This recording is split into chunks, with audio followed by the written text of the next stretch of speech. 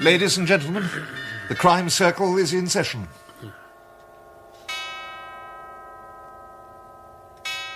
The Poisoned Chocolates Case, a play for radio by Neville Teller, dramatised from the novel by Anthony Barclay, with Neil Stacey, Conrad Phillips, Hilda Schroeder, Geoffrey Collins, Jane Wenham and Michael Bilton as the Crime Circle.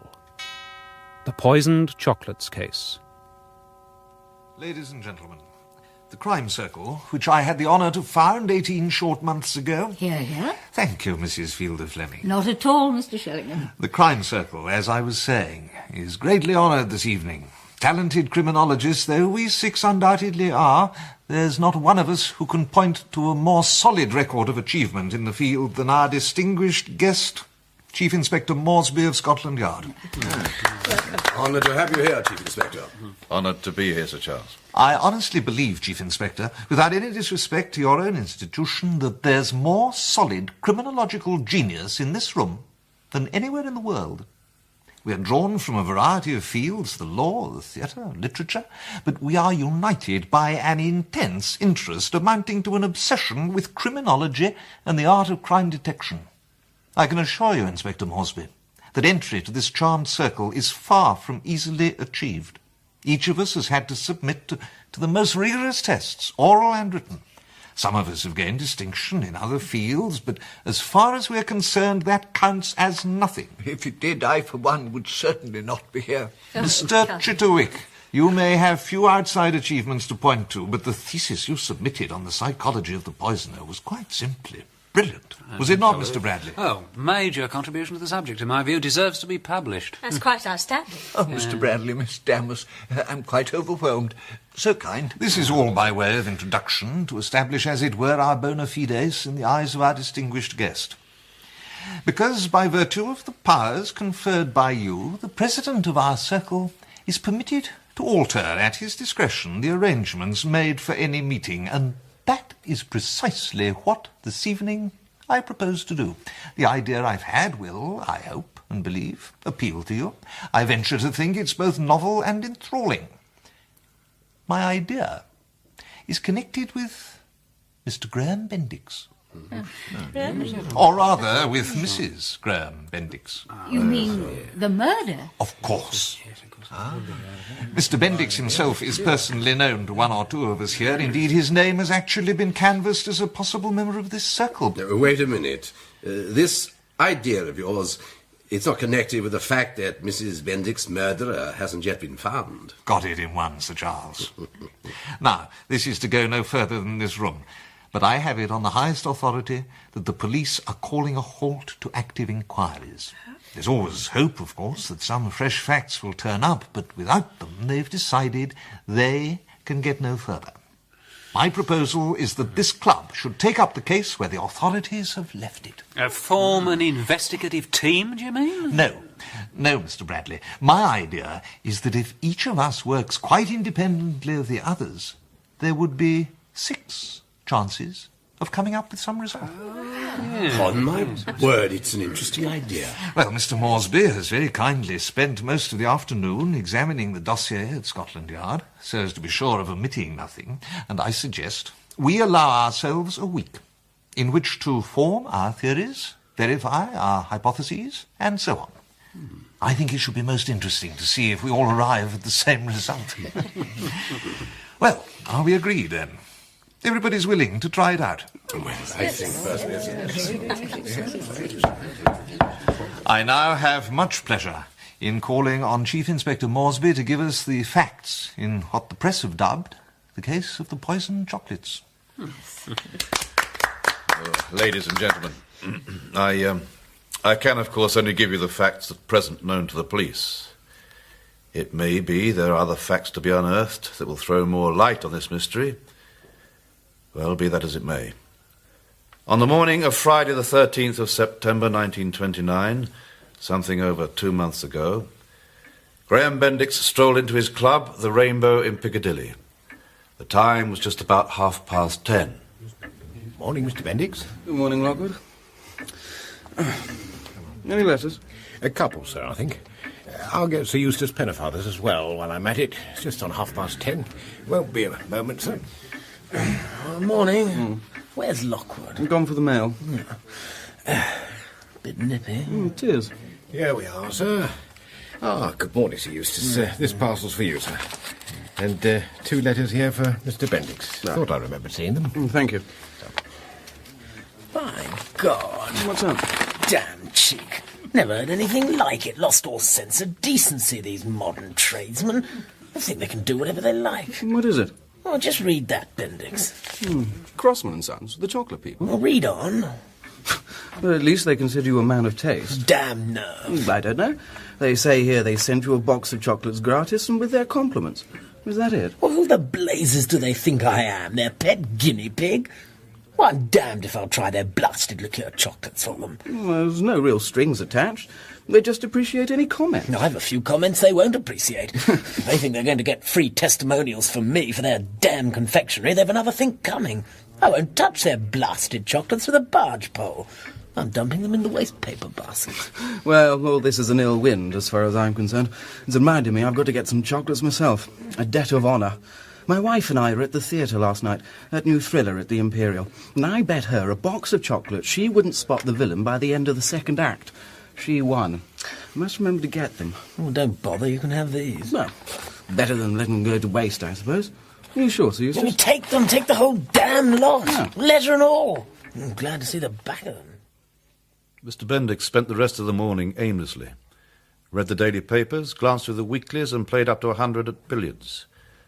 At about 12:30, he went back to lunch to his house in Eaton Square, taking the chocolates with him. Now, Mrs. Bendix had told the servants she wouldn't be in to lunch that day, but her appointment had been cancelled, so she was at home. As they were sitting over their coffee after the meal, Bendix gave her the box of chocolates. Como? Kirsch? Maraschino.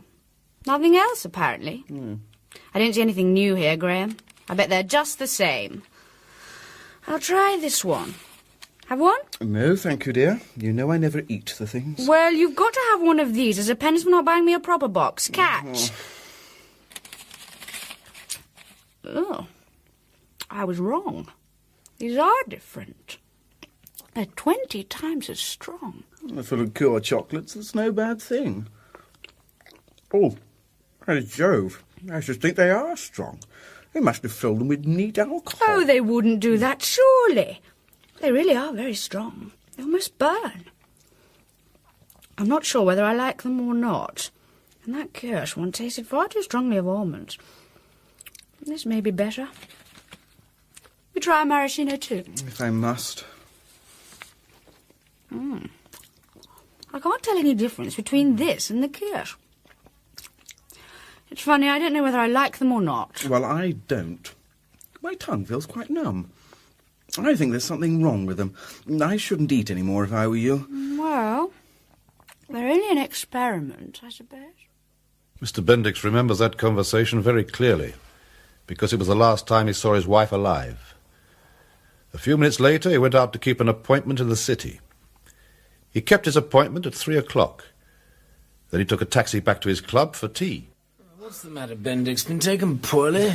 Only indigestion, Sir Eustace. I'll be better soon. If you ask me, it was those confounded chocolates you gave me. I thought there was something funny about them.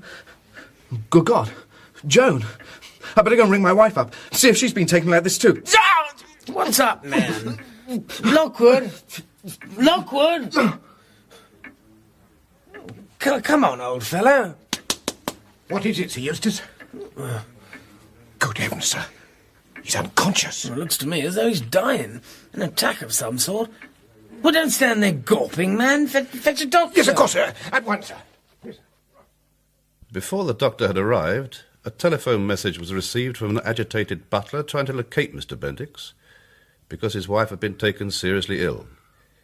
In fact, although the butler didn't know it, by the time he got through to the Rainbow Club, she was already dead.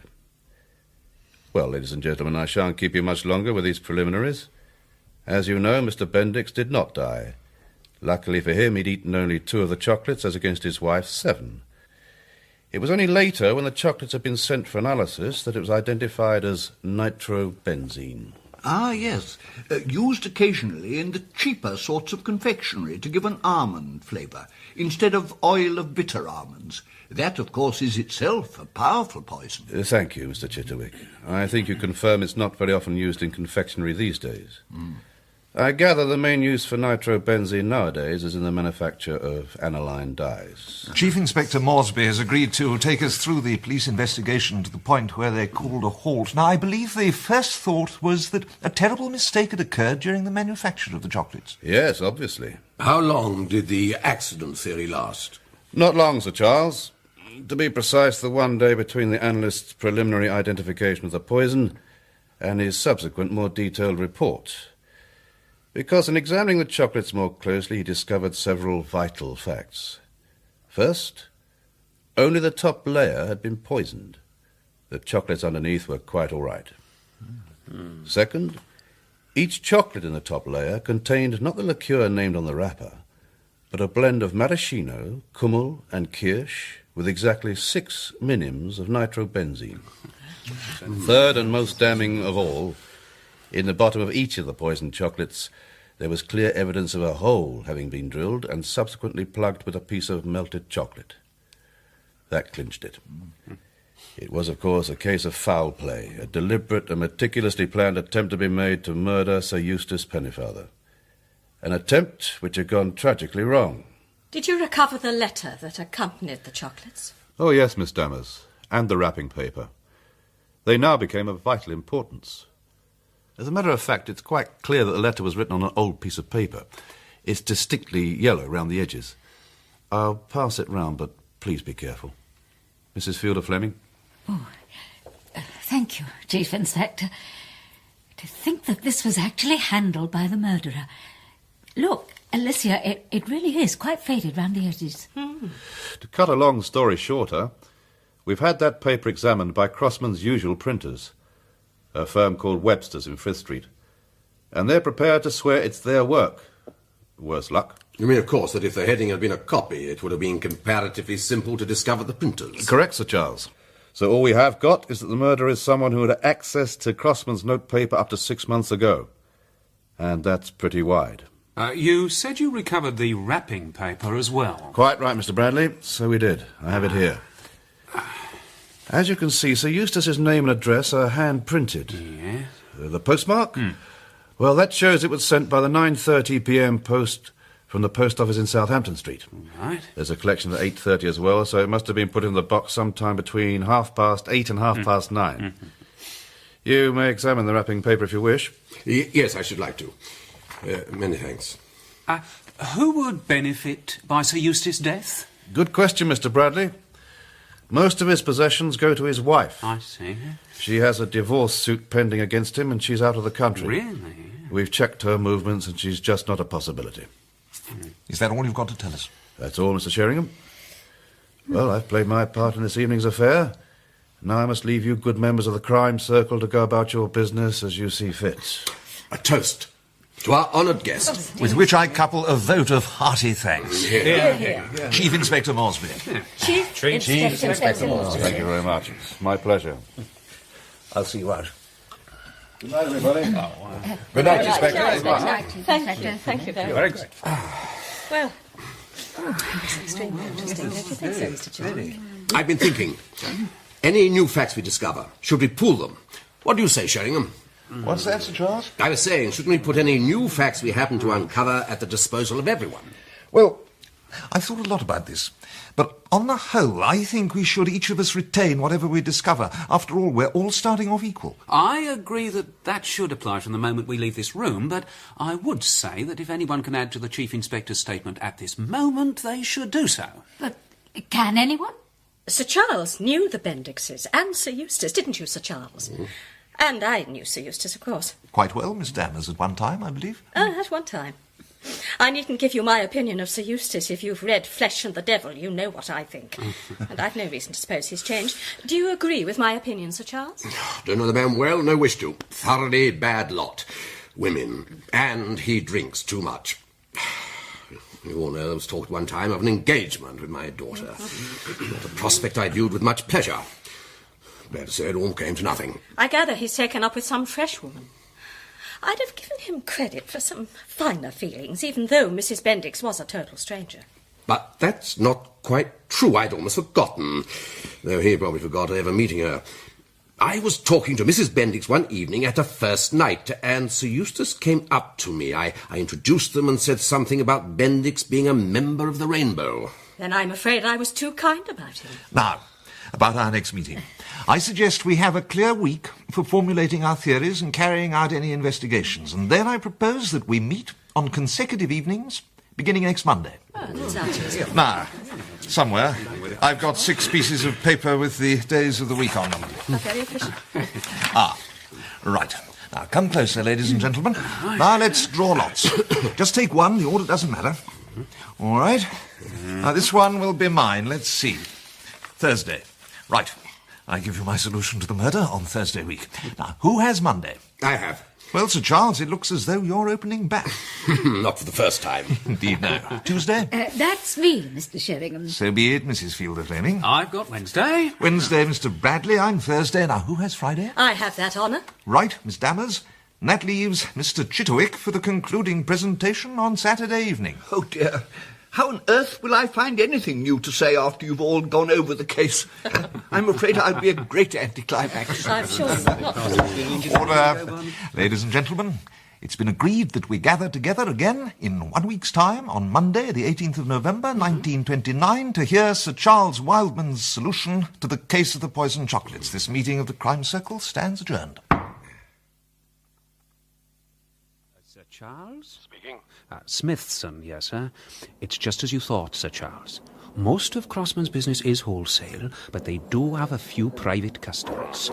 When private orders are sent out, they go with a short note, like, with compliments and thanks. Excellent, excellent. Good work, Smithson. Thank you, Sir Charles. What about that name I gave you? You were quite right, Sir Charles. There was a private account in that name. It was paid up and closed about 9 months ago. There's been no order since. Couldn't be better, Smithson. You've done very well. Now remember, the boat train from Victoria at 6:30. This is an unexpected pleasure, Sir Charles. We don't often see you inside Scotland Yard. I must admit my interests usually lead in the opposite direction, Chief Inspector. I've come to ask a favour. That letter you showed us in the Crime Circle on Monday, do you think I could take another look at it? The one on Crossman's paper? Certainly, I'll have it in this drawer. Why, has something new struck you? Oh, many thanks. Yes, just as I thought. By Jove, Moresby, look at that. No, there. Do you see? Well, I think on the circumstances Ladies and gentlemen, the Crime Circle is in session.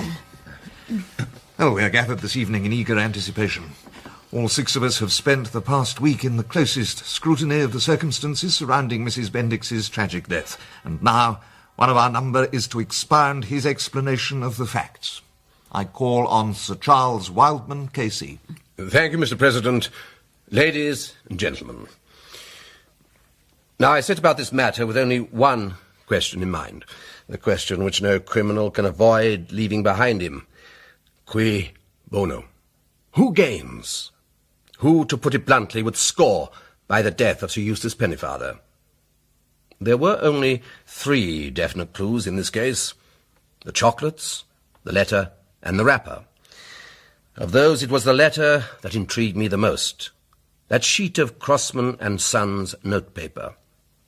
I could not imagine how the criminal could have thought out the plot and then set about acquiring the notepaper without arousing suspicions. The conclusion is obvious. It was the ability to obtain a sheet of Crossman's notepaper in a totally unsuspicious way that explains why it was used at all. In short, the choice of poisoned chocolates as the murder weapon depended on the possession of a sheet of Crossman's notepaper, not the other way round. And that's a very interesting point indeed, Sir Charles. Most ingenious. Sheer guesswork, I admit, but guesswork justified in the result. You see, I ascertained through an agent that Crossman's invariably included a courtesy note with the orders they sent to their private customers. I then visited Scotland Yard to examine that letter again. By looking at the back, especially against the light, you can make out quite distinct traces of former typewritten words in the middle of the page. They couldn't possibly be an erasure from the letter itself because they run through the middle of the typing. This seemed highly promising. But when I discovered that the individual I had in mind had actually had an account with Crossman's, which had been closed about 9 months ago, just enough time for the paper to acquire that interesting yellowing, the evidence seemed conclusive.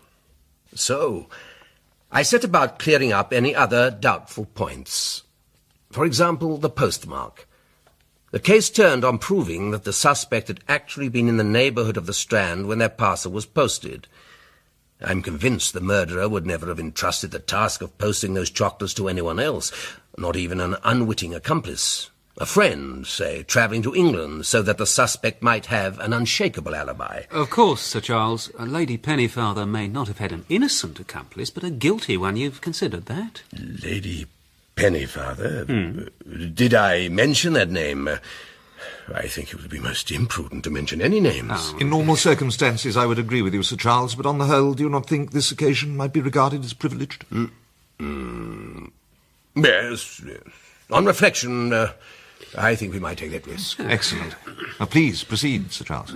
I was asked whether Lady Pennyfather might have had a guilty accomplice. I have satisfied myself she did not.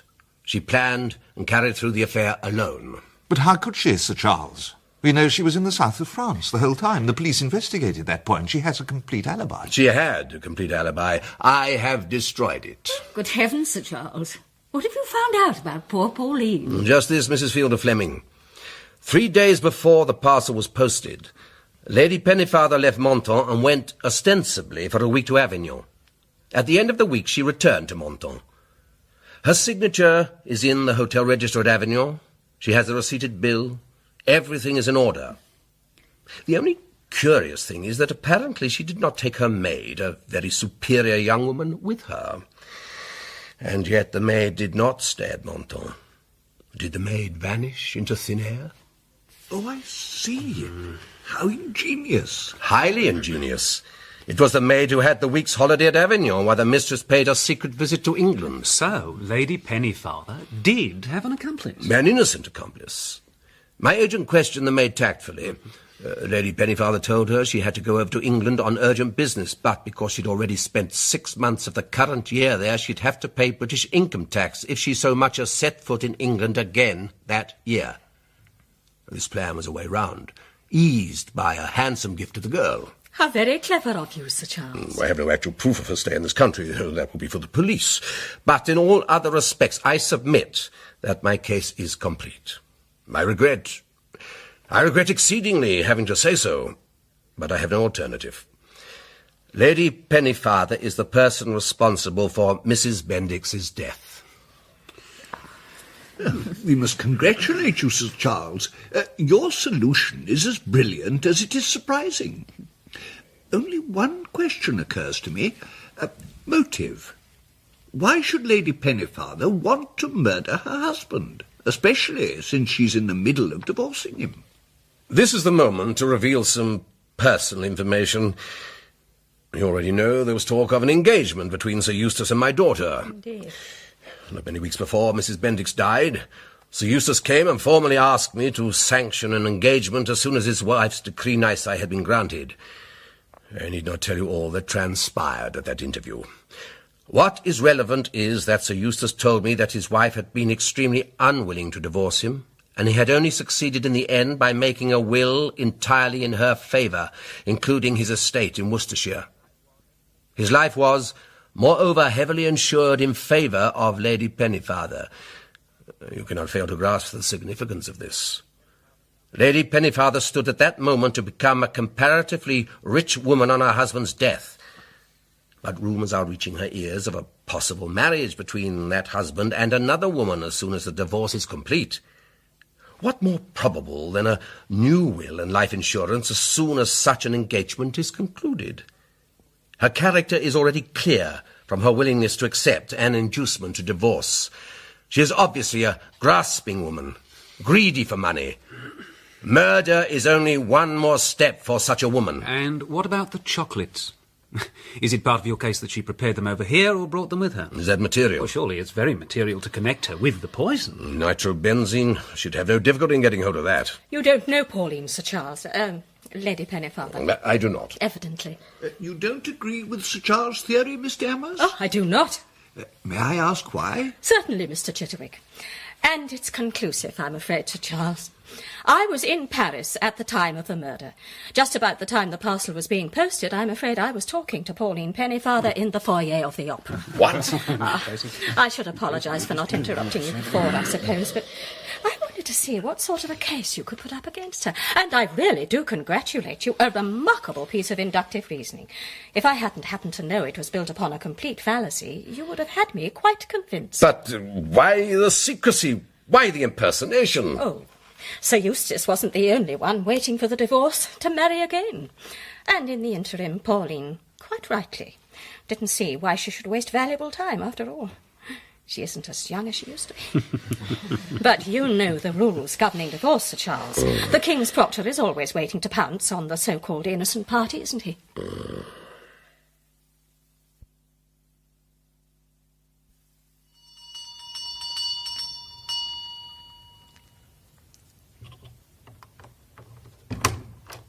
Madam? Is Sir Eustace Pennyfather at home? I'm afraid not, madam. Sir Eustace left for his club 10 minutes ago. I know. I saw him go. It's you I want to talk to. Madam? Well, aren't you going to invite me in? Well, I'm not sure I should. What do you want? Whatever it is, it will be to your advantage. Come in, madam. Mr. Barker, isn't it? Quite right. But you have the advantage of me. My name is Filda Fleming. You may have heard of me. You write plays, don't you?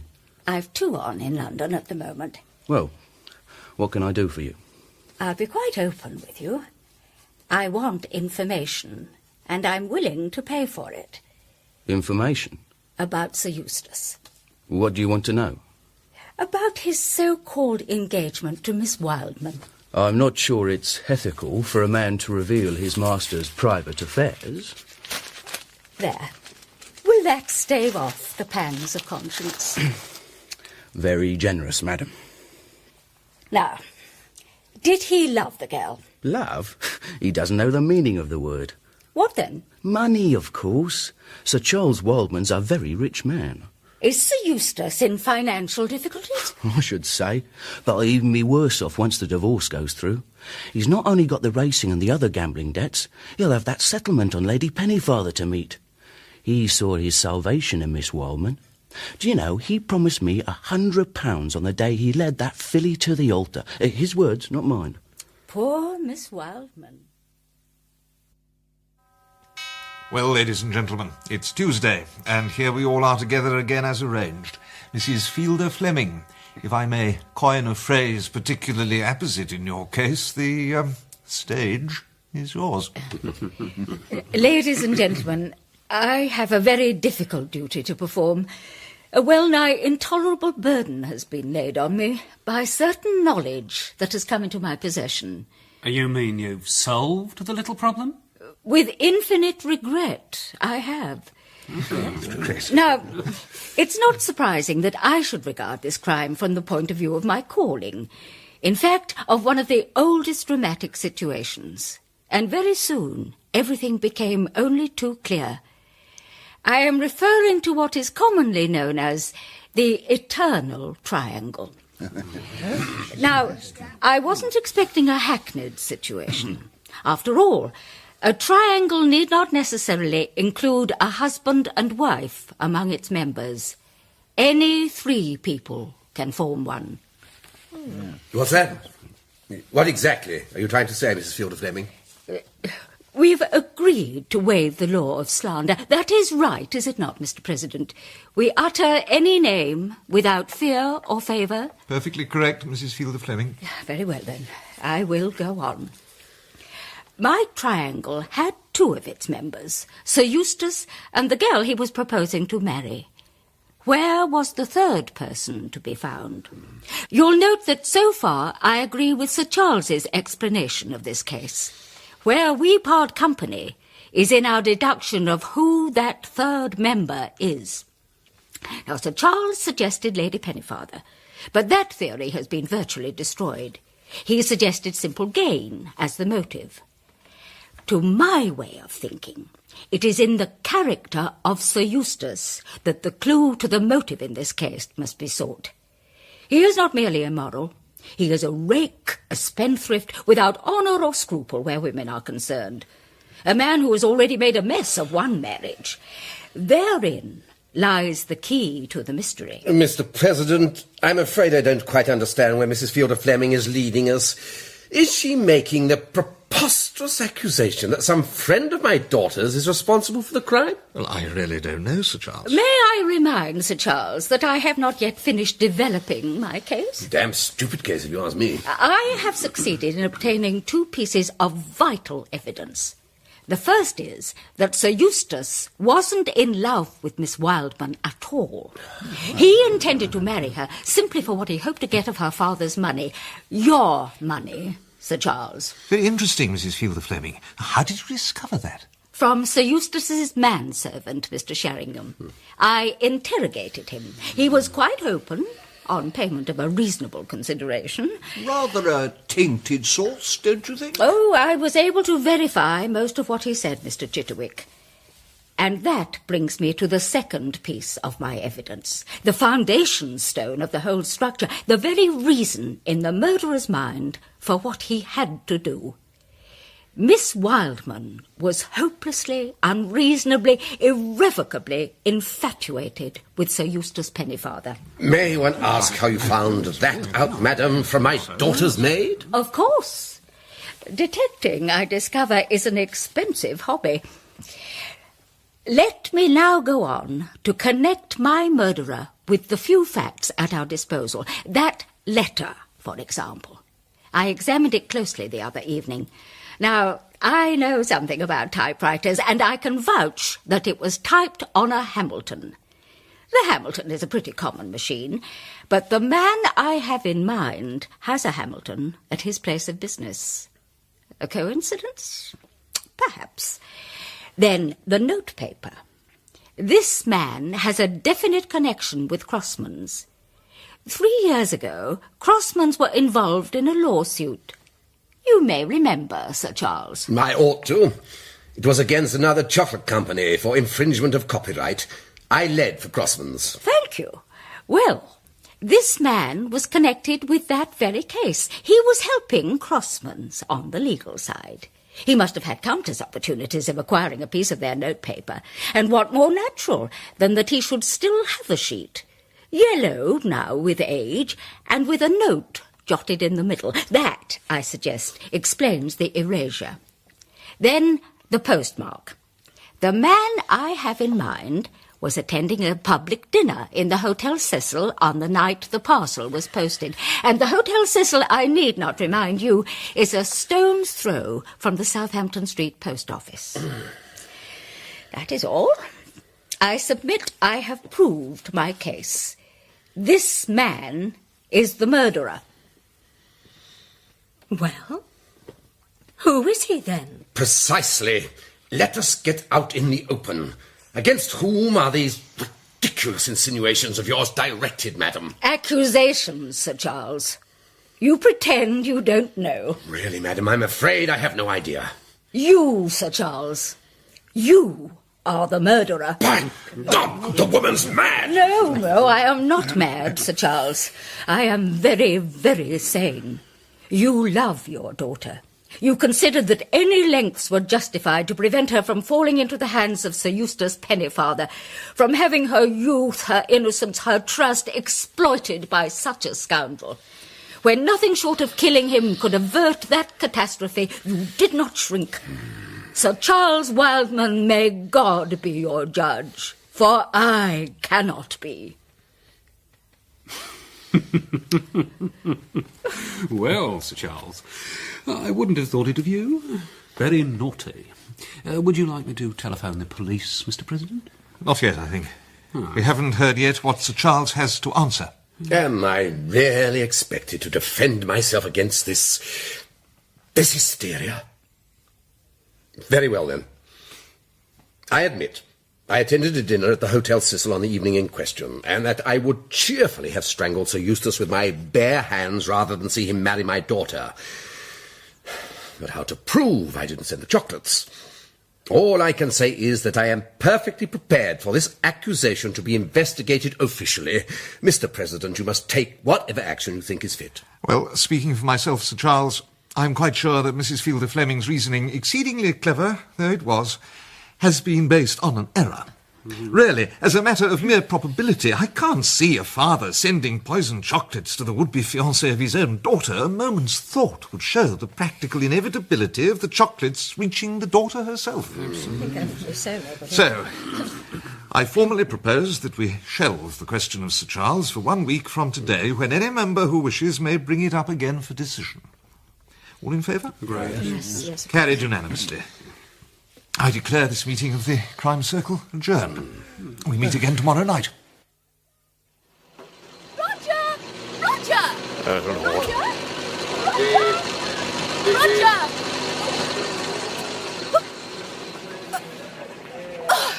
Roger! Roger Sheringham, I do declare. The very person I wanted to see. Hello, Marguerite. Roger, do tell me, you are taking up this dreadful business of poor Joan Bendix's death, aren't you? Don't say you're not. It's simply too dreadful. You really ought to try and find out who sent Eustace those chocolates. Yes, well, I was horrified. You see, Joan and I were such very close friends. Quite intimate. We were at school together. Oh, did I interrupt you? Not really. I was only going to say The that... awful thing, the truly terrible thing, is that Joan brought the whole thing on herself. Now, isn't that appalling? What did you say? Well, you know about that bet she made with Graham? The bet about spotting the villain before the end of Act 2. A classic case of tragic irony. If she hadn't made that bet, dear Graham Bendix would never have taken her that box of chocolates and she'd be alive today. Well, Roger, dear, I've not told this to a living soul, but I know you'll appreciate it. Joan wasn't playing fair. Wasn't playing fair. How do you mean? I mean, she'd seen that play before. We went together the very first week it was on. She knew who the villain was all the time. If only she hadn't tried to score off her husband. Oh, poor, poor girl.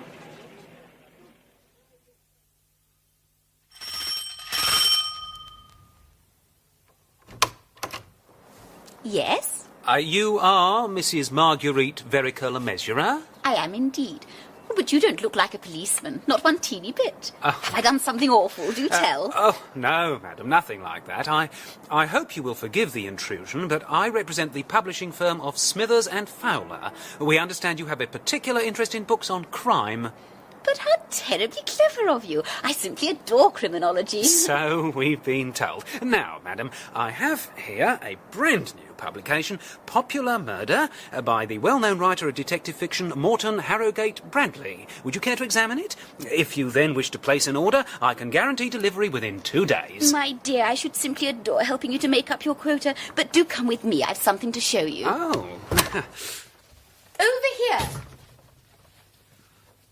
Oh, but this is magnificent, madam. I congratulate you. A truly impressive collection of books on crime. And here, voila.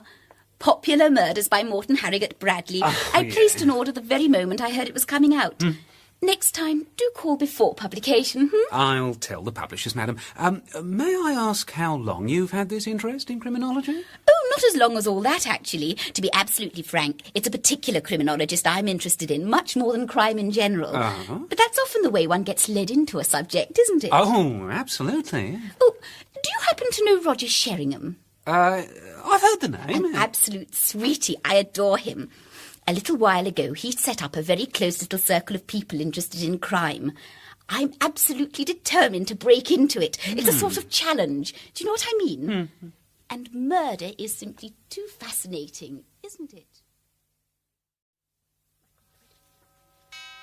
Good evening, ladies and gentlemen. Wednesday evening, as I'm sure I need not remind you. Following our experiences yesterday, I must admit that I, for one, await Mr. Bradley's exposition with some trepidation. No need, Mr. President, no need, I assure you. I shall be brief and, I hope, to the point, and discretion itself when it comes to naming names. That'll make a pleasant change. Order. Mr. Bradley, you have the floor. Well, I started my consideration of this case with the poison. The use of nitrobenzene seemed to me the most important piece of evidence, simply because the sort of person who would ever think of employing the stuff at all ought to be definable within surprisingly narrow limits. Such a person would have had some sort of education, and, in my view, be the kind who might keep Taylor's medical jurisprudence on their shelves. Mind you, that is pure guesswork, I admit. My other conclusions are not so haphazard.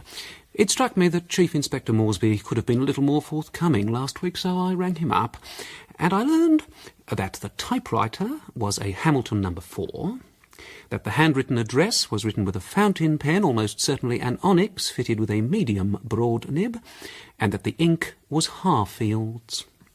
Based on this, what I did was to copy my own detective's methods and set about the business systematically. I drew up a list of conditions which this criminal of ours must fulfil. I won't bore you with the details, but I will say that I have calculated that the mathematical odds against their all being fulfilled in one person are in excess of 4 billion to 1. They include the requirement to have some chemical and a good deal of criminological knowledge, to be reasonably well educated, to have access to Crossman's notepaper, a Hamilton No. 4 typewriter, an onyx fountain pen fitted with a medium broad nib and filled with Harfield ink, and to have been in the vicinity of Southampton Street Post Office between 8:30 and 9:30 on the evening before the murder. Have you found someone, in spite of these astronomical odds, who fits the conditions? I suppose she must, since she did it. But I haven't been able to check them all. She? Oh, yes, it was a woman. Oh, that's the most obvious thing about the case. I wonder it's never been mentioned. Oh, surely this is quite obviously a woman's crime. It would never occur to a man to send poisoned chocolates to another man. Oh, aren't you going to tell us who did it, Mr. Bradley? My dear Miss Dammers, it's no good, since I can't prove it. Besides, there is a small matter of the lady's honour involved. She happens to have been Sir Eustace's mistress at one time. Then you think jealousy is the motive? Convinced of it. But what I am not convinced of is that the intended victim was really Sir Eustace. Not the intended victim? Well, how do you make that I'll out? tell you. I've discovered that Sir Eustace had a lunch engagement on the day of the murder. An engagement that was cancelled in the event. Now, it was certainly with a woman, but almost certainly not with Miss Wildman. He was very secretive about it, but in my opinion the woman who sent the chocolates knew about that lunch. She may not have known about the cancellation. My suggestion, and it is only a suggestion since I can't substantiate it, is that those chocolates were not intended for Sir Eustace at all, but for the sender's rival, the lady who'd arranged to have lunch with him on the day of the murder. This is quite a new idea. And this unknown, discarded mistress? Not unknown to me, Does she sir. possess a knowledge of chemistry and crime? Well, I happen to know that the good lady has a copy of Taylor's medical jurisprudence, and that in her flat there's a whole bookcase filled with works on crime. She's a personal friend of yours. I've only met her once, when I was posing as a door-to-door salesman. Oh, and while I was there I saw a photograph of Sir Eustace. I'd already discovered it from another source, but that confirmed she had been one of his lady loves. Oh, by the way, Sheringham, you know the naughty lady. I do I? Yes, I thought I might. Look here, if I write the name down, do you mind telling me if I'm right or wrong? Not in the least. I was going to suggest something of the sort myself. There. That's the person, I suppose. Quite right. And you base most of your case against her on her interest in criminology? You might put it like that. Then you're wrong, Bradley. What? Dead wrong. Of that I'm quite sure. Really, Mr. President? Well, then I accept your assurance. To be honest, I'm not sure I ever quite believed it myself.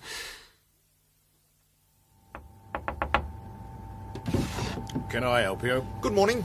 Travellers Tuesdays and Friday mornings, 10 to 11.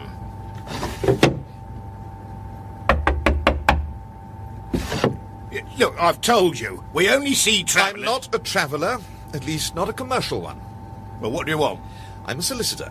I'm inquiring into the matter of a certain Mr. Joseph Lee Hardwick, who was employed here in the nitrobenzene department. Never heard of him. No, but you do have a nitrobenzene department. You can scarcely deny that a major perfumery company has a nitrobenzene department. Well, what of it?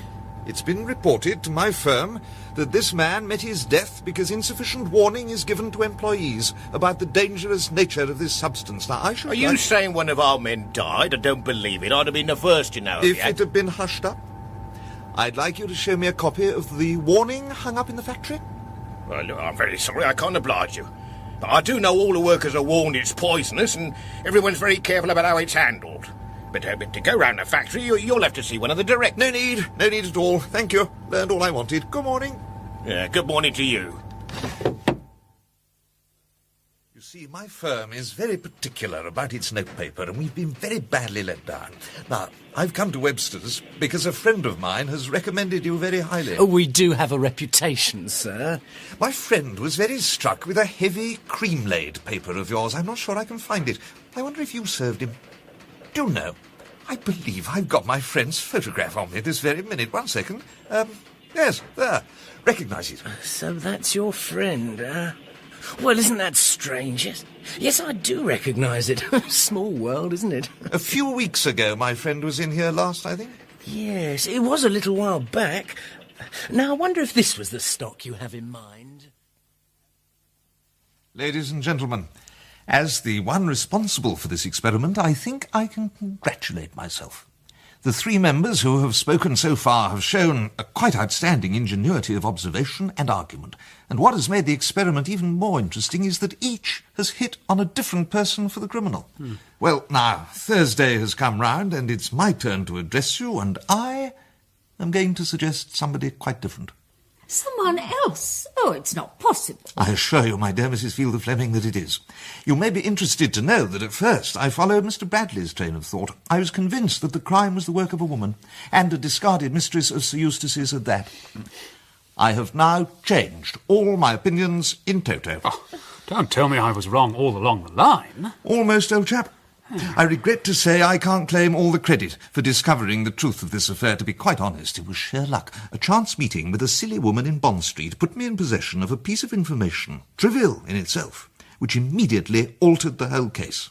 I saw in a flash. From the beginning, I'd been making the fundamental mistake the murderer had intended the police and everybody else to make. So who did send those chocolates, then? Oh, Miss Dammers, do let me work my story up a little first. You have the floor, Mr. Preston. You know, this really was a very remarkable case. On the whole, I'm inclined to consider it the most perfectly planned murder I've ever heard of. It's so exactly right, ingenious, utterly simple, and as near as possible infallible. But not as infallible as all that, eh, Sheringham? The motive's so obvious when you know where to look for it. And as for the method and the way the murderer covered the tracks, beautiful.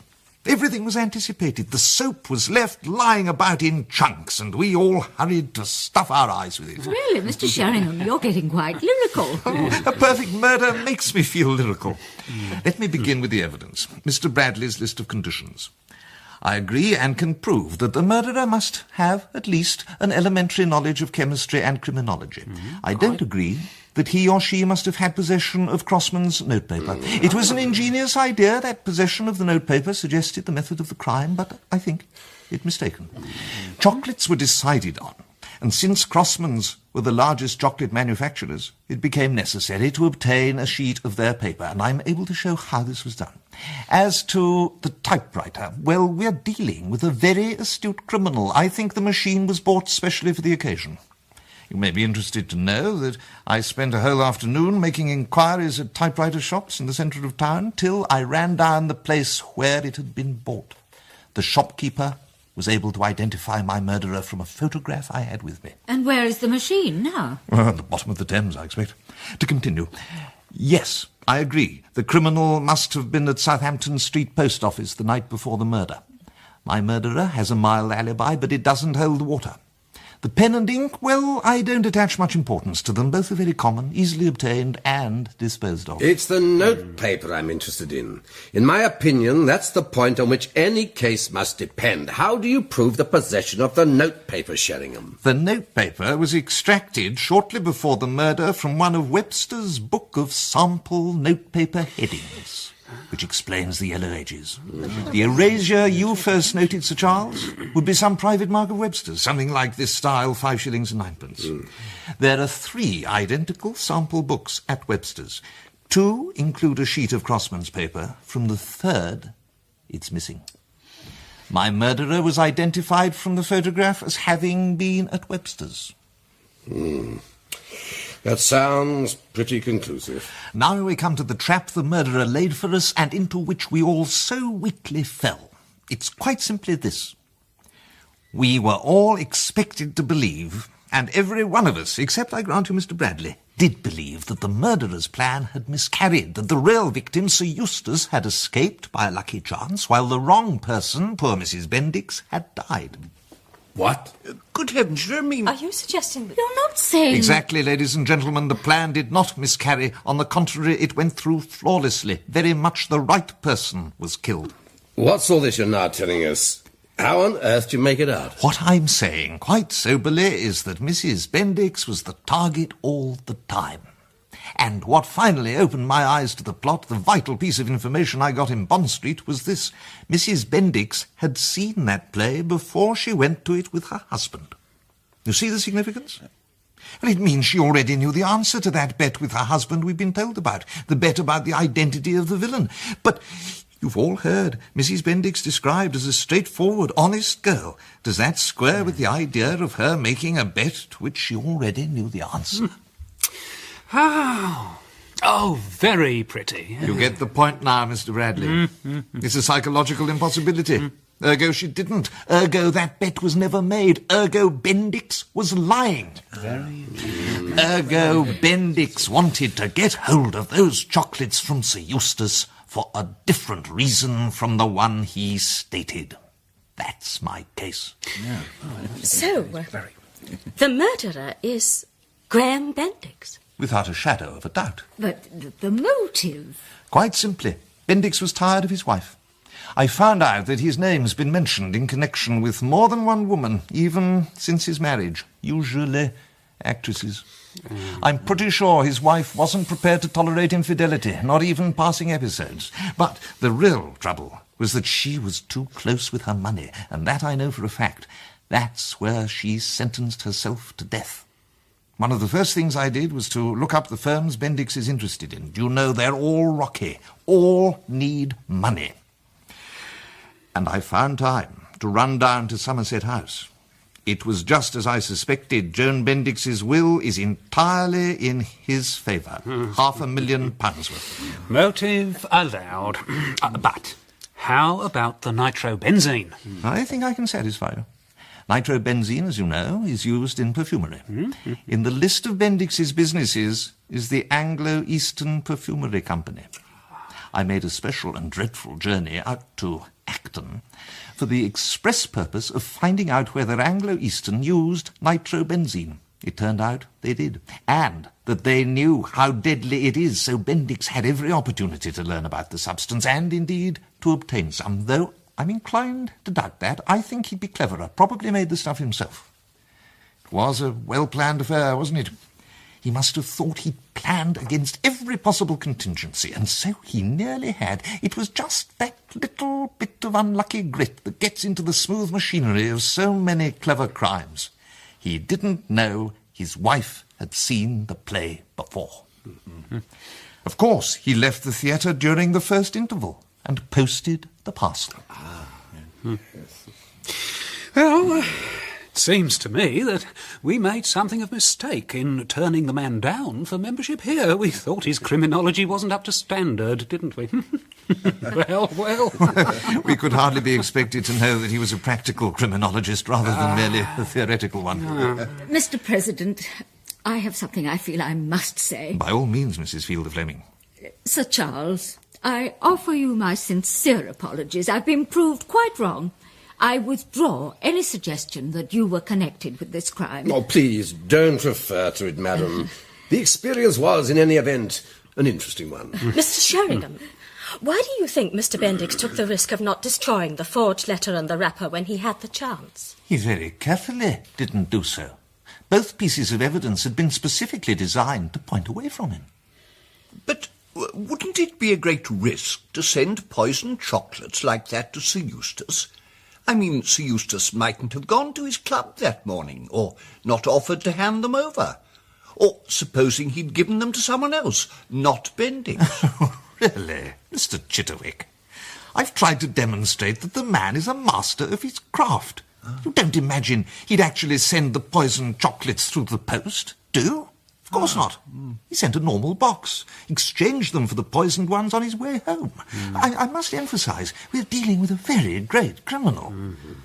That dosing of himself with the poison, really, that was a masterstroke. He exaggerated his symptoms, no doubt, but the effect on everybody was tremendous. In fact, our Uncle Bendix is a great man. He really is. You've no doubt at all that he's the criminal?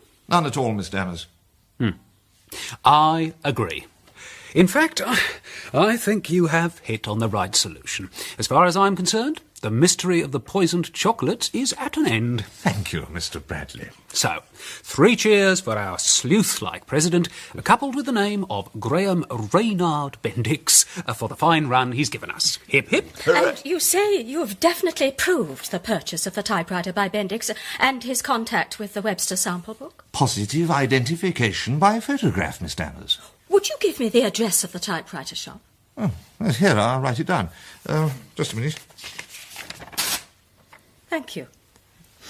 And who was it at Webster's who recognised the photograph? One of the salesmen. Pale, rather weedy, ginger moustache. Well then, let's proceed constitutionally. Our president no doubt moves that this meeting accepts his solution of the poisoned chocolates mystery as the right one, and that a delegation be sent to the police. I do. And I second. Those in favour, Mrs. Fielder-Fleming? I certainly think Mr. Sheringham has proved his case. Thank you, Sir Charles. I agree. Mr. Chitterwick? I agree too. And Miss Dammers? I don't agree at all. Oh.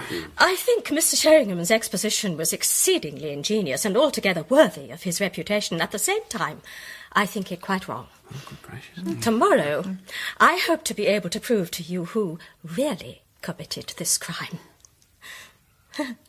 And as our president appears temporarily disabled, I take it upon myself to declare this meeting of the Crime Circle adjourned.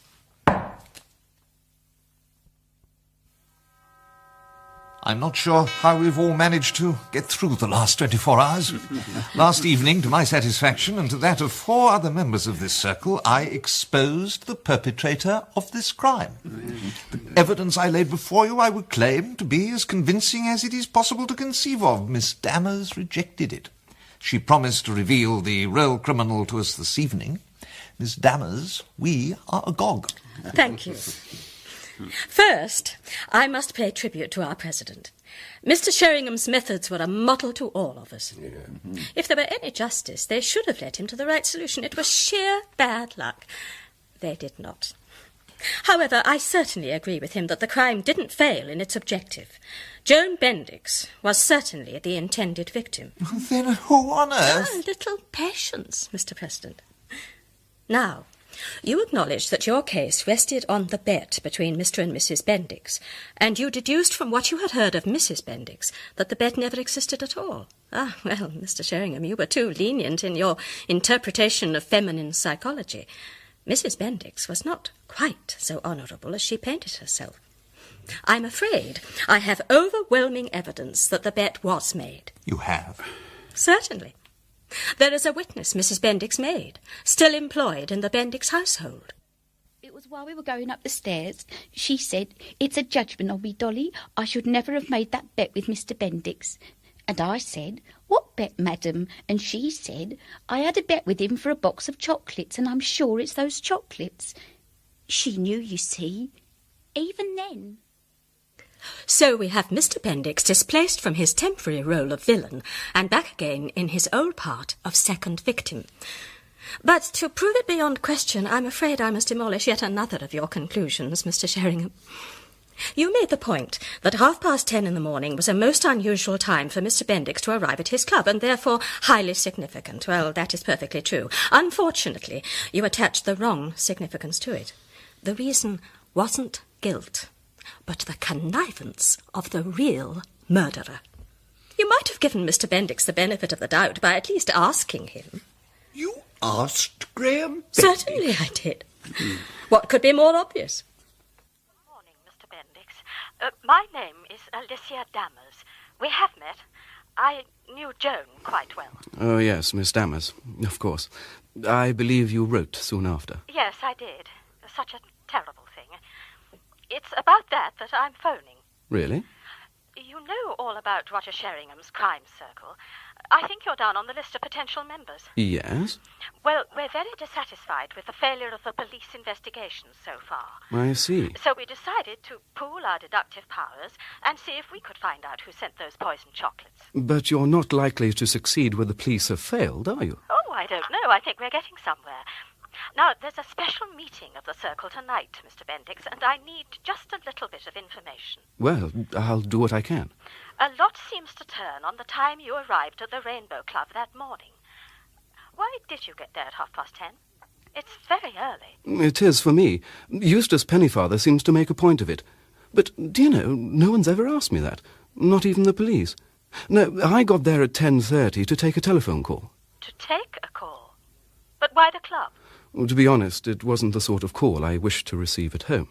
You mean it was from a woman? Miss Dammers, I'd really rather not discuss it. I'm sorry, Mr. Bendix, but I hope you'll bear with me. This may be quite crucial. I really do need to know how it was that you went to your club that morning expecting to receive a call. You put me on a spot, Miss Dammers.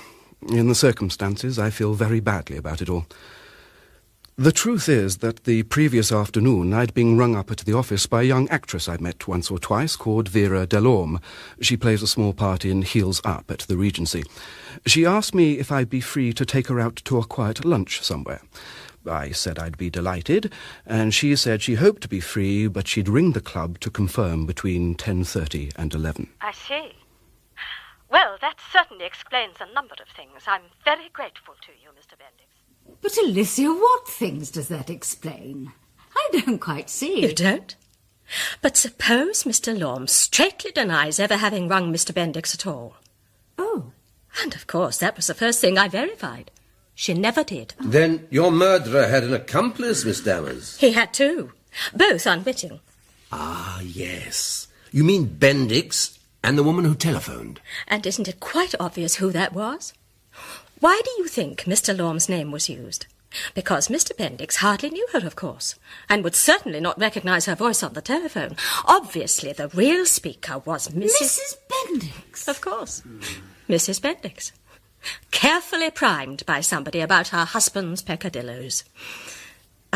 But I'm afraid I'm getting on rather too fast. I'd better complete the destruction of Mr. Sheringham's case before I build up my own. Oh, dear, oh, dear. Really, Mr. Sheringham, you have altogether too great a faith in human nature, you know. I went round to that typewriter shop this morning, and I taxed the man roundly with having told you a lie. He admitted it, grinning all over his face.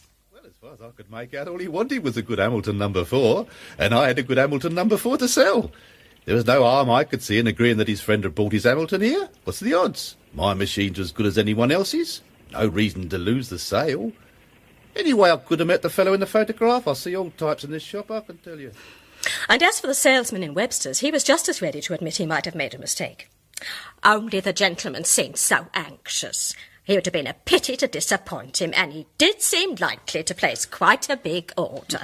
Well, that does rather seem to dispose of your evidence, Mr. Sheringham. So it would appear. Mind you, I do agree that the notepaper was extracted from that sample book at Webster's. The attendant who pretended out of innocent politeness to recognise the photograph that Mr. Sheringham showed him was able to recognise in earnest the one I produced. And not only recognise it, but identify the original by name. Really? Mr. Sheringham made a few other small points which I thought it advisable today to blunt. For instance, He decided that because most of the small firms Mr. Bendix is involved in are not flourishing, Mr. Bendix must be in desperate need of money.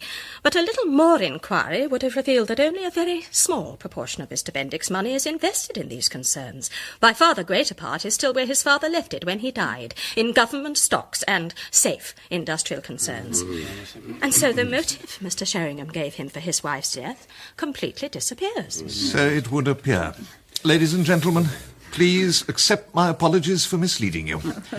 I take it, Miss Dammers, that you are now ready to give us your own solution to the mystery? Of course. Now, after I had cleared up Mr. Bendix's reason for arriving at his club that morning so early, there remained only one obscure point, apparently of no importance, to which no one had given any attention. I mean the lunch engagement Sir Eustace had had that day, which must subsequently have been cancelled. I don't know how Mr. Bradley discovered this, but I got it from that useful valet who gave Mrs. Fielder Fleming so much interesting information. Oh, I must admit that in this area I have an advantage over other members of this circle. Not only did I know Sir Eustace himself so well, but I knew his valet too. Backed by acquaintance and money, I was able to extract a good deal from him. Funny you should ask that, Miss Dammers. I did book Sir Eustace a private room for lunchtime for the day of the murder. Fellows Hotel in Jermyn Street. Do you know it? For the day of the murder? Are you sure? How can you be sure? With respect, madam, you aren't the only person seeking information about the murder. I've been forced to refresh my memory. I've got it all off now. All right, Barker, I accept that. Well then, who was Sir Eustace going to lunch with that day? Obviously a woman, but I'm afraid I don't know which one. Not Miss Wildman, though, that's for sure. All his dealings with Miss Wildman were quite open. This he kept secret, even from me. I don't know what he got up to, not by a long chalk. And then it was cancelled? On the day before the murder, yes. It was suddenly called off. I never knew why. Now, isn't there something reminiscent about this cancelled lunch appointment on the day of the crime? It didn't strike me for a long time, and then I remembered. Mrs. Bendix had a lunch engagement for that day too, which was also cancelled for some reason unknown on the previous afternoon. Oh, my ears and whiskers. Mrs. Bendix. Yes. I won't keep you on tenterhooks, Mabel. From what Sir Charles told us, I knew Mrs. Bendix and Sir Eustace weren't total strangers. It took some doing, but I discovered that it was Mrs. Bendix who was to have lunched with Sir Eustace in a private room at the somewhat notorious Fellows Hotel. But why, for heaven's sake? That's easy to answer. Because she was his mistress. What? Can you substantiate that statement? But of course. I have sworn depositions to prove it. Mrs. Bendix had been in the habit of lunching at least twice a week with Sir Eustace, and occasionally dining too. Always at Fellows, always the same room, a room, I may say, with a bedroom leading off, a bedroom invariably used, according to their regular waiter. I imagine that would be accepted as clear enough evidence of adultery, Sir Charles? Oh, undoubtedly, undoubtedly. They must have made a curious couple, those two. Perhaps it was their widely differing scales of values that brought them together. A good woman often thinks she can reform a bad man. Vice versa. The trouble with Joan Bendix was that she was obsessed with her own goodness. I would guess that her mind would have turned quite soon towards putting matters to rights by telling her husband, arranging a divorce, and marrying Sir Eustace. Of course, nothing would be further from his mind. Comparatively wealthy as Joan Bendix was, he had set his sights on an heiress, Miss Wildman. The more pressing Mrs. Bendix gets, the more he hates her. Oh, then she must have heard about Miss Wildman. That must be stopped at once. She tells Sir Eustace that if he doesn't break it off, she will break it off for him. He sees the whole thing coming out in a second divorce court, and all hopes of Miss Wildman and her fortune gone forever. Something has to be done, but what? Nothing short of murder will stop the damned woman's tongue. But how to set about it? No, Miss Dammers, that's not Sir Eustace's book. It turned up about 2 months ago. I know it's not his, Barker, it's mine. Taylor's Medical Jurisprudence. I wondered where it had got to. I think he must have lifted it from my flat. Rather dry sort of book for Sir Eustace. Oh, I don't know. You'd be surprised what you can learn from it. The man deserves what's coming to him. However, let me complete the reconstruction. He organises the nitrobenzene and fills the chocolates. He arranges to meet Mrs. Bendix for lunch, intending to make her a present of them. Of course, they are to arrive by post that morning, and the porter at the Rainbow is to be his witness. But then he sees the flaw. If he gives the chocolates to her in person at the Fellows' Hotel, his intimacy with her must be disclosed. So he finds a much better plan. He gets hold of Mrs. Bendix and spins some story about her husband and Vera Delorme. Characteristically, she falls in with the idea of ringing up her husband, pretending to be Vera Delorme, to find out whether he will jump at the chance of an intimate lunch.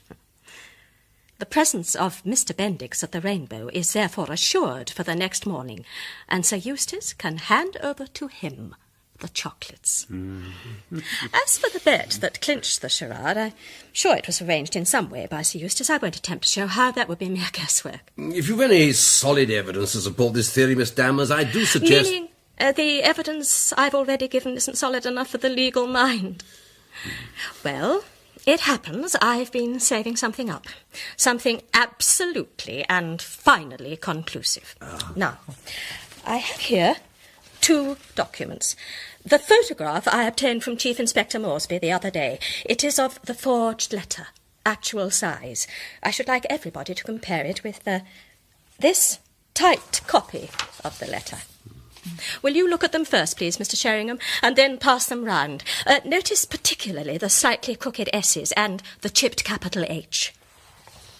There isn't the slightest doubt about it. Those 2 were typed on the same machine. You will find that machine not at the bottom of the Thames, Mr. Sheringham, but in Sir Eustace's rooms. Miss Dammers, I congratulate you. You have rendered society a great service. Do you realise we have made history? Where the whole police force has failed, a woman has uncovered the mystery. Alicia, this is a red letter day, not only for you and for the crime circle, but for women generally. Thank you, Mabel. How nice of you to say so. Mr. Sheringham, I think you'd better take charge of those documents. And, as president, perhaps you'll inform the police. Well, I'd better see Moresby tonight. Will you come with me, Sir Charles? It would add weight. Certainly, certainly. Excuse me. I suppose you couldn't put it off for 24 hours, could you? Put it off? But why, Mr. Chitterwick? Well, I haven't spoken yet, you know. No, of course you haven't. And, well, I mean, that is to say, you want to? I have a theory. I don't want to speak, no, but I have a theory.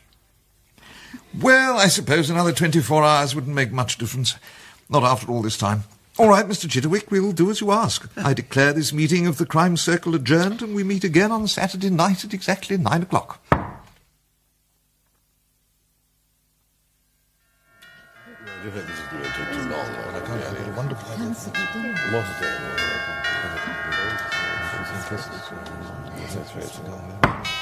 Good evening, ladies and gentlemen. We meet for the 6th and last of our extraordinary sessions. Now, at one point last night, we didn't expect to be having this meeting. As we're all aware, it is being called at Mr. Chitterwick's request. I therefore call on Mr. Chitterwick to address us. Mr. President, ladies and gentlemen, I quite realise how perverse I must seem in insisting on having my turn, as it were.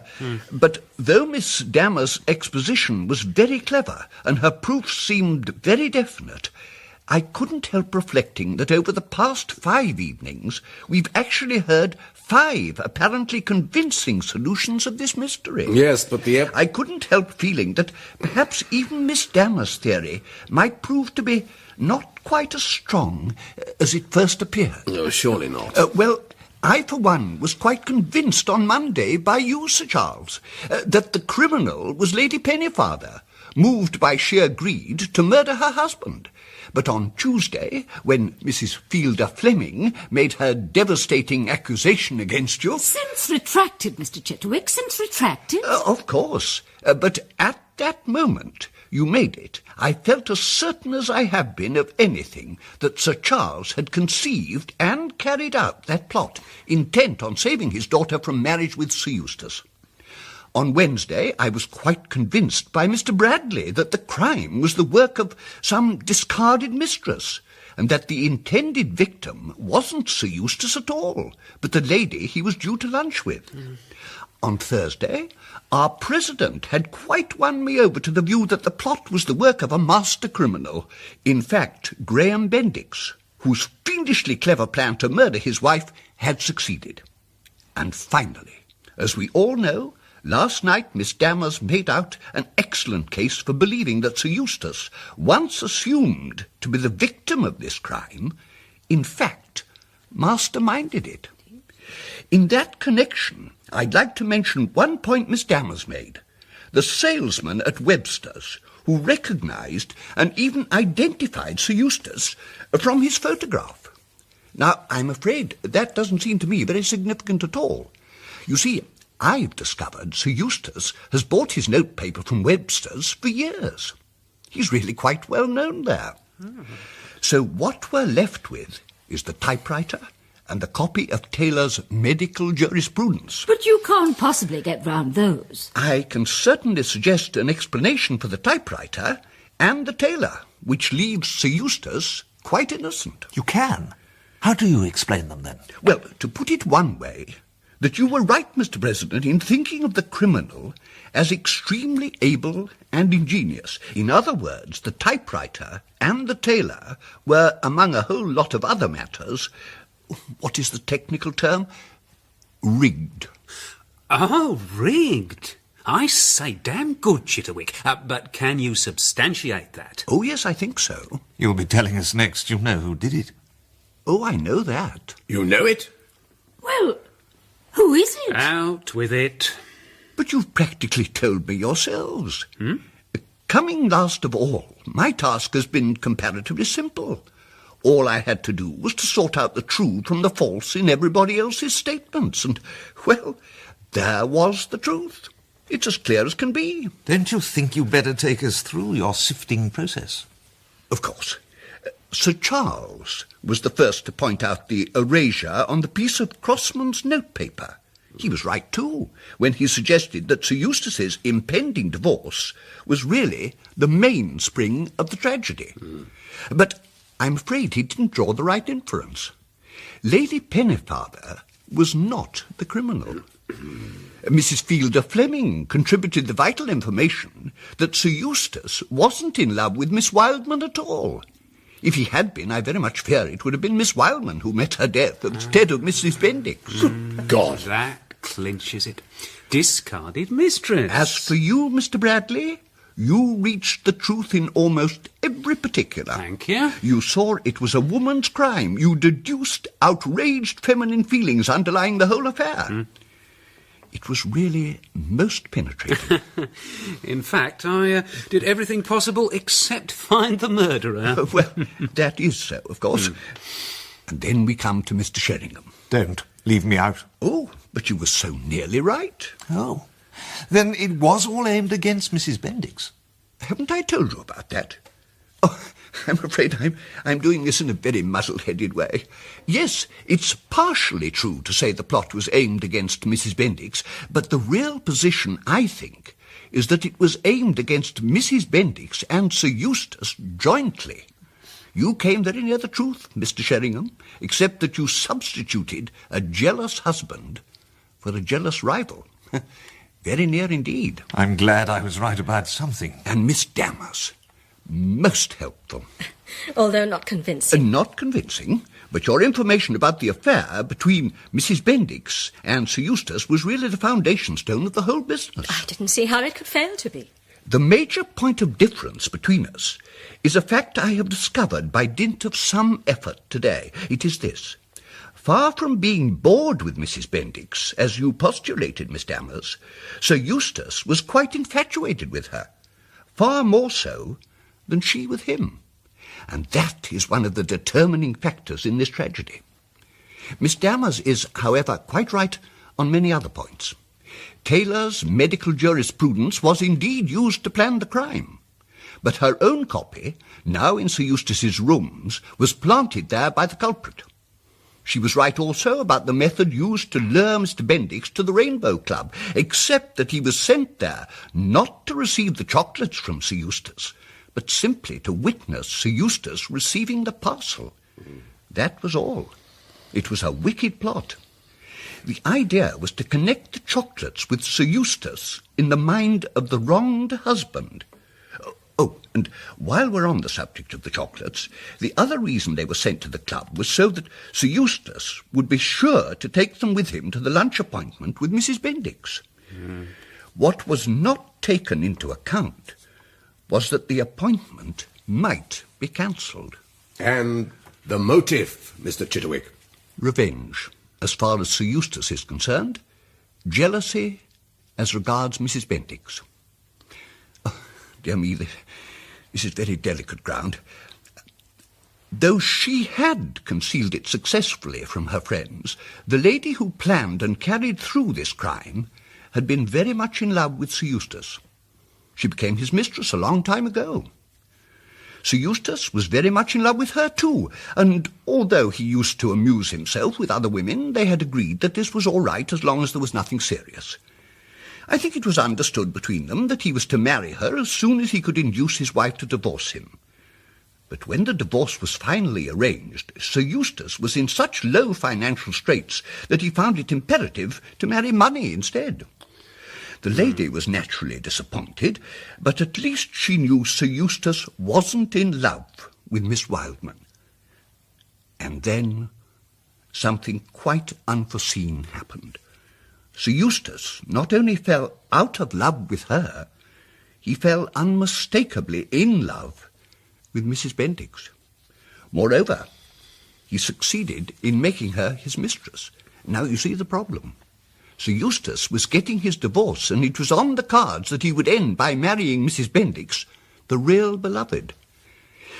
If I may quote the obvious, hell hath no fury like... Can you prove all this, Mr. Chitterwick? Oh, yes, I think so. I'm inclined to doubt it. Hadn't you better continue, Mr. Chitterwick? Yes.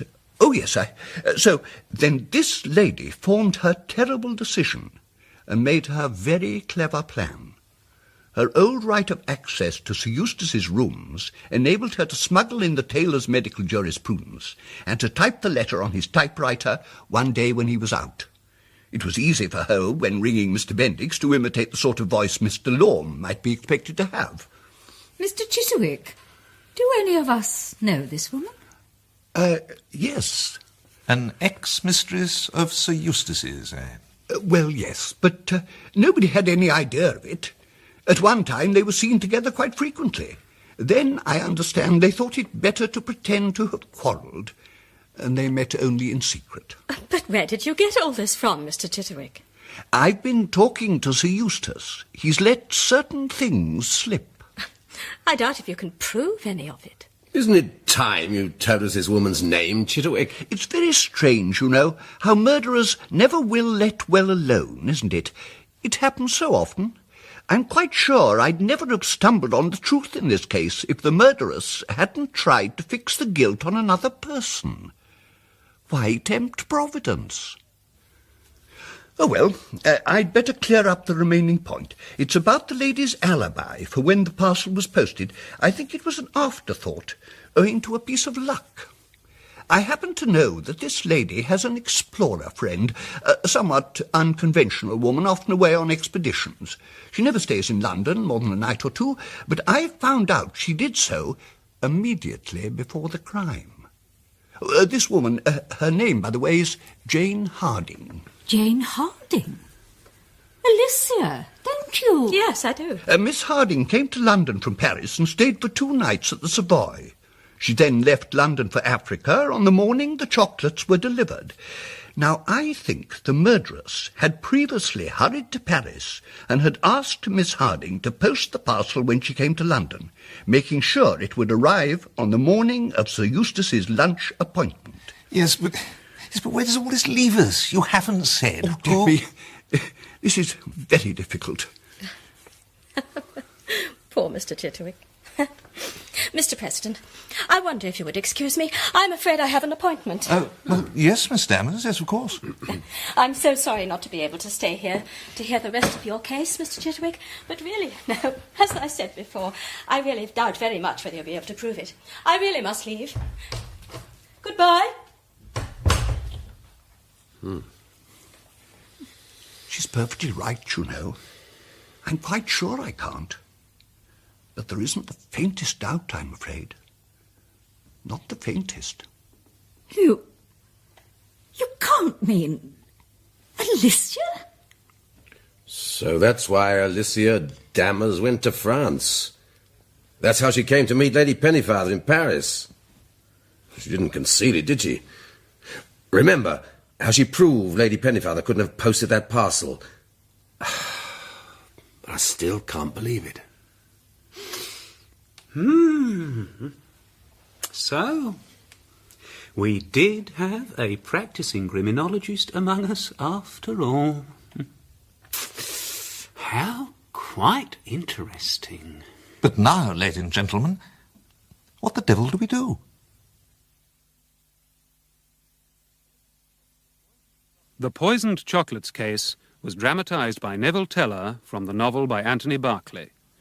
The cast: Roger Sheringham, Neil Stacey, Sir Charles Wildman, Conrad Phillips, Mrs. Fielder Fleming, Hilda Schroeder, Bradley, Geoffrey Collins, Alicia Dammers, Jane Wenham, and Chitterwick, Michael Bilton. Inspector Moresby was played by Victor Winding, Lockwood and the receptionist, William Edel, Bendix and Barker, Mark Straker, Sir Eustace Pennyfather, Clive Panto, Marguerite, Deborah Cranston, and Mrs. Bendix, Eileen Tully. The play was directed in Bristol by Brian Miller.